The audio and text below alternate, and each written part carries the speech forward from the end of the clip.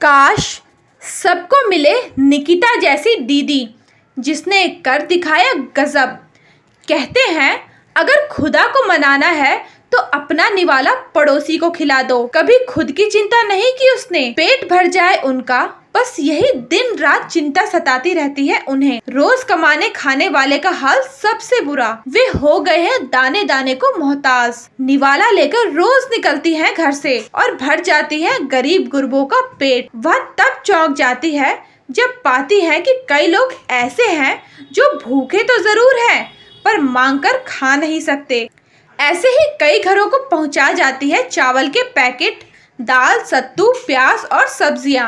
उन्हें सुकून तब बहुत मिला जब जावेद ने अपना खून दान कर राजेश की जान बचा ली।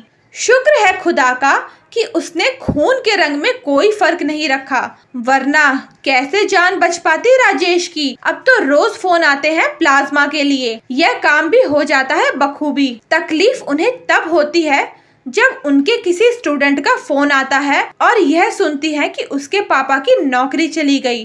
अब कैसे क्या होगा, पढ़ाई लिखाई सब छूट जाएगी। फीस के लिए लगातार स्कूल से फोन पर फोन आते हैं। कभी कभी जी करता है खुद को मिटा लूं। ऐसे स्टूडेंट्स को जीने की कला का पाठ पढ़ाकर और कुछ का फीस तक जमा कर क्या कमाल करी जा रही हैं निकिता दीदी। तब वह खूब रोई थी जब किसी से सुनी कि एक स्कूल के छात्र ने ट्रेन के आगे कूदकर अपनी जान दे दी। मास्क, सैनिटाइजर और अब ऑक्सीजन की दरकार पड़ने पर पहुंचा जाती है घर घर तक। अपनी नई इको गाड़ी को एम्बुलेंस बनाने की जुगाड़ में जुट गई है। जिसके तन पर कपड़ा नहीं, जिसे कफन तक नसीब नहीं, सबकी जरूरत पूरी करी जा रही है निकिता दीदी। काश सबको मिले ऐसी दीदी।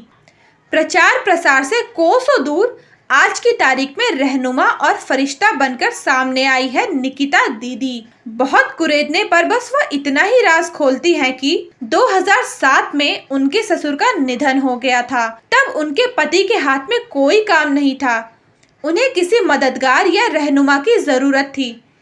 तब किसी ने उनकी मदद नहीं की। कहते हैं ना, कब किसे क्या देना है ये ऊपर वाले की मर्जी। 2011 में उनके हाथ को काम मिला और वे स्कूल में टीचर की नौकरी करने लगे। तब से उनका अरमान कभी नहीं थका। उनका एक ही अरमान था कि ज़रूरतमंदों की मददगार बने। उन्हें मुझ पर बहुत भरोसा है। यह काम मेरे हवाले किया। जो भी बन पाता था लोगों की मदद करनी शुरू कर दी। धीरे धीरे लोग जुड़ते चले गए और देखते ही देखते बन गया Mani Triveda Shankar educational charitable trust. कुछ दिन पहले ही तो निकिता दीदी गजब का काम कर दिखाई। आइए देखिए क्या बोल गई निकिता दीदी। मेरे ससुर जी की डेथ हो गई थी ईयर 2007 में। तो उस वक्त उनकी कंडीशन ऐसी नहीं थी कि वो बहुत इजीली सब कुछ उस सिचुएशन से वो कोप कर पाते। तो एक हेल्पिंग हैंड कहते हैं जिसे, एक हेल्पिंग हैंड की ज़रूरत उस वक्त थी जो उन्हें मिली नहीं। तो उनके लिए बहुत टफ हो गया था उस सिचुएशन से डील करने के लिए। फैमिली की रिस्पॉन्सिबिलिटीज़ थी, वो खुद भी सेटल्ड नहीं थे, जॉब नहीं थी उनकी, तो उनको काफ़ी स्ट्रगल करना पड़ा उस वक्त। तो उस सिचुएशन से निकलते निकलते जब वो सेटल हुए, जब उनकी जॉब हुई ईयर 2011 में, तो फिर उन्हें ये लगा कि ये जो परिस्थितियाँ उनके सामने आई, जिन तकलीफ़ों का सामना उनको करना पड़ा, वो किसी और बच्चे के साथ नहीं होनी चाहिए। इवन मेरे ससुर जी की डेथ जिन परिस्थितियों में हुई थी, वो उस वक्त भी अगर वैसा उनको कोई हेल्पिंग हैंड मिलता, कोई मदद करने वाले वैसे होते, तो शायद आज हम उन्हें बचा पाते। इस बात का रिग्रेट उनको भी है। तो जब वो सेटल हुए, मेरे हस्बैंड जब सेटल हुए, तो उन्हें लगा कि सोसाइटी के लिए या समाज में और भी जो बच्चे हैं या जो पेरेंट्स हैं जो ऐसी परिस्थितियों से गुजरते हैं और अपने आप को अकेला महसूस करते हैं, तो उनके लिए कुछ करना चाहिए। लंबा लॉकडाउन चल पड़ा था, सैलरी नहीं आ रही थी लोगों की, प्राइवेट सेक्टर के लोगों की जॉब चली जा रही थी। तो उस समय ज़रूरत थी कि लोगों जो घर पे हैं उनको घर में भी अनाज पहुंचाया जाए और उनकी आइडेंटिटी रिवील ना की। तो हमने चौक चौराहों पर मास्क और सैनिटाइजर्स हमने डिस्ट्रीब्यूट किए। वर्क के लोग जो अटक के रह गए थे, ना अपने घर जा पा रहे थे, ना उनको काम मिल रहा था, तो ऐसे लोग जो अटक के रह गए थे, उनको खाना नहीं मिल पा रहा था, तो फिर हमने फूड डिस्ट्रीब्यूशन का काम स्टार्ट किया। स्थितियाँ ऐसी हैं कि जो युवा वर्ग है वो स्वयं में इतना जागरूक है कि लोग खुद आगे आके मदद करना चाहते हैं। उन काल में कह लीजिए कि प्लाज्मा और ब्लड की बहुत ज़्यादा प्रॉब्लम्स आ रही है, तो लोग खुद आगे आकर लोगों की मदद करना चाहते थे। तो इस साल जो परिस्थितियाँ आई हैं, जो ऑक्सीजन सिलेंडर और ऑक्सीजन कॉन्सेंट्रेटर, इन सारी चीज़ों से लोगों की जो मदद करनी थी, तो जिनको इन सब चीज़ों की ज़रूरत थी उन्होंने हमें कांटेक्ट किया। तो जो हमारे कॉन्टैक्ट्स डेवलप हुए थे, उन्होंने वो खुद आगे आकर लोगों की मदद करना चाहते थे, तो हमने उनसे शेयर किया। तो उन्होंने स्वयं आगे आकर ऐसे लोगों की मदद की है। उनको ऑक्सीजन सिलेंडर और पोर्टेबल कैन्स और ऑक्सीमीटर वगैरह अवेलेबल करवाए हैं। और अभी तक भगवान की कृपा से ऐसा हुआ नहीं कि किसी ने हमसे मदद मांगी हो और हम अब उन्हें कुछ अवेलेबल नहीं करवा पाए। अचानक से इनकी डिमांड इतनी ज़्यादा बढ़ गई और लोगों ने कालाबाजारी शुरू कर दी। लोगों ने तो उस वजह से प्रॉब्लम तो हुई कि एमआरपी जितनी थी उससे डबल ट्रिपल पे करके हमें लेना पड़ा। लेकिन अब ज़रूरत है लोगों को, तो अब इन सब चीज़ों से तो नहीं पीछे हट सकते। तो काफ़ी दिक्कतों का सामना करना पड़ा है, लेकिन हो गया। अभी हम देख रहे हैं ये काफ़ी फ्रस्ट्रेटिंग है बहुत सारे लोगों के लिए, बहुत बुरा समय है हम सबके लिए। तो ऐसे में काफ़ी लोग तो हिम्मत करके निकल लेते हैं, लेकिन कुछ लोग ऐसे होते हैं जो काफ़ी फ्रस्ट्रेट और डिप्रेस्ड हो जाते हैं, जो लोग इस चीज़ से अपने आप निकल नहीं पाते हैं। तो ऐसे लोगों के लिए हमारा एक प्रोग्राम है हमारे ट्रस्ट के तहत, टॉक टू अस जिसका नाम है। इसमें हम उनकी प्रॉब्लम्स को सुनते हैं। डिप्रेशन और फ्रस्ट्रेशन में जो लोग जा रहे हैं, उसमें एक बहुत बड़ा वर्ग जो हमारे सामने आया है वो है टीनेजर्स का। पहले प्रॉब्लम होती थी उन बच्चों को जो मार्क्स नहीं ला पा रहे थे, जो एग्ज़ाम नहीं कोप कर पा रहे थे, उनको प्रॉब्लम हो रही थी। टॉपर्स के लिए तो अपॉर्चुनिटीज़ थी, लेकिन अभी सिचुएशन ऐसा लगता है कि जैसे उल्टा हो गया। अभी जो मार्क्स नहीं स्कोर कर पा रहे थे उनके लिए ये अपॉर्चुनिटी है, क्योंकि आप एक साथ लंप में आप पास हो जा रहे हैं।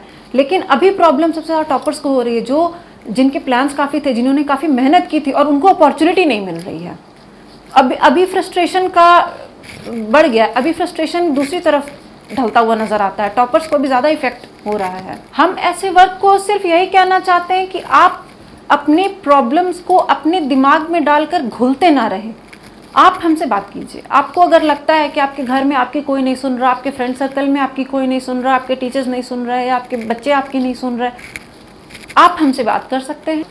जी, एपेक्स प्ले स्कूल हम लोगों ने पिछले लॉकडाउन के टाइम में खोला था। तो क्योंकि वो दौर ऐसा था कि सब कुछ बंद हो रहा था, तो वो हमारा प्रयास उस वक्त बहुत ज़्यादा सफल हो नहीं पाया। हालांकि बिल्डिंग वगैरह सब तैयार थी, कुछ जॉब भी उसमें जनरेट होते, लेकिन वो हो नहीं पाया। और अभी भी देखिए सिचुएशन ऐसे ही है, स्कूल्स तो खुल नहीं रहे, लॉकडाउन अभी भी एक्सटेंड हुआ चला जा रहा है, तो स्कूल तो हो नहीं पा रहा है। तो उसके लिए हमने जो वैन रख रखा था, जो बच्चों के पिक एंड ड्रॉप सर्विस के लिए थी, उस वैन को अब हम एम्बुलेंस में कन्वर्ट करना चाह रहे हैं, जो कि अभी काफ़ी ज़रूरत है एम्बुलेंसेस की, लोगों को मिल नहीं पा रही है। तो उस वैन को हम एम्बुलेंस में कन्वर्ट करना चाह रहे हैं, जो कि ज़रूरतमंद लोगों को फ्री सर्विस प्रोवाइड करेगी।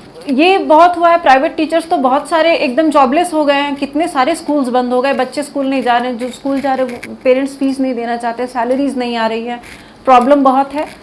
एजुकेशन सेक्टर बहुत ज़्यादा इफेक्टेड है।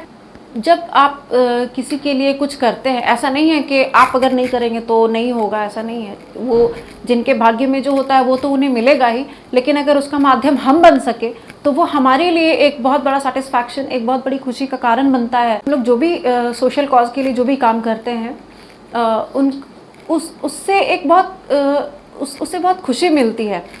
वो बच्चे जो पढ़ना चाहते हैं, उनके हाथों में अगर हमारे माध्यम से किताब पहुंचता है, वो बच्चे या ऐसे परिजन जिनके लोग एडमिट हैं हॉस्पिटल में, और उनको अगर हमारे माध्यम से ब्लड या प्लाज्मा या जो भी रिक्वायर्ड चीज़ें हैं वो अरेंज हो जाती हैं, तो उनको जो खुशी मिलती है उसको देखकर आपको एक सेटिस्फैक्शन मिलती है, उसे देखकर हमें एक सेटिस्फैक्शन मिलती है, और वो एक बहुत बड़ी एनर्जी का काम करती है, वो बहुत बूस्ट करती है हमें।